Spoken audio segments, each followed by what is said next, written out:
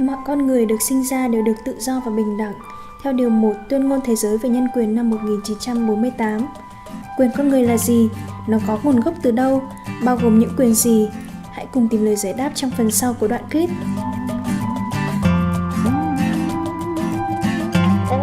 Mọi con người đều sinh ra tự do và bình đẳng.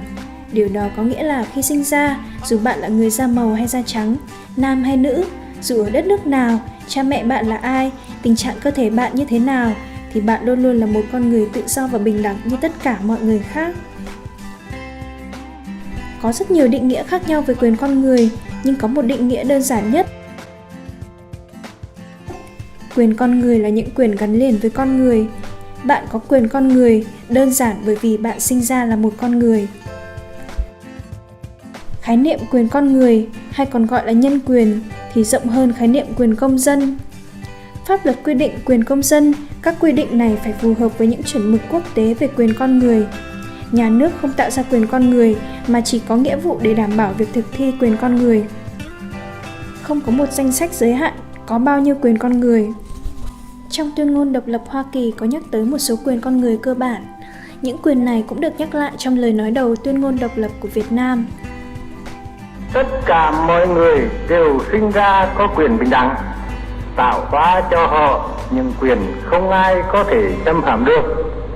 Trong những quyền ấy có quyền được sống, quyền tự do và quyền mưu cầu hạnh phúc.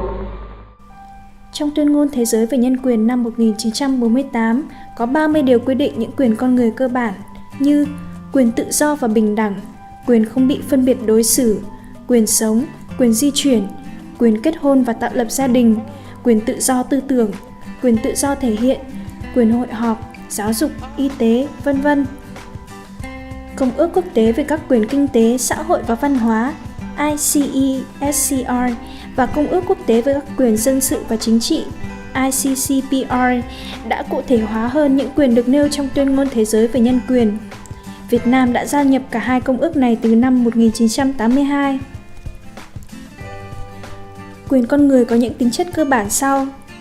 Tính phổ quát, nghĩa là quyền con người được áp dụng cho toàn bộ mọi con người trên hành tinh này, không có sự phân biệt vì bất cứ lý do gì cả. Người châu Á cũng có quyền như người châu Âu, người châu Phi cũng có quyền như người châu Mỹ. Không thể nói những nước phát triển thì người dân họ mới có quyền, còn những nước kém phát triển hơn thì chưa được hưởng quyền đó. Những giá trị về quyền con người không thuộc về bất kỳ một nhà nước hay tổ chức nào cả, mà quyền con người là tài sản chung của toàn nhân loại. Tính không thể chuyển nhượng, nghĩa là quyền con người không được phép bị tước bỏ bởi bất kỳ chủ thể nào, kể cả nhà nước. Mọi việc giới hạn quyền con người đều phải do luật quy định, chính đáng và mang tính tạm thời. Một người phạm tội và bị kết án bởi tòa án có thể bị hạn chế quyền tự do thân thể, quyền bầu cử, nhưng họ vẫn còn toàn vẹn những quyền con người khác.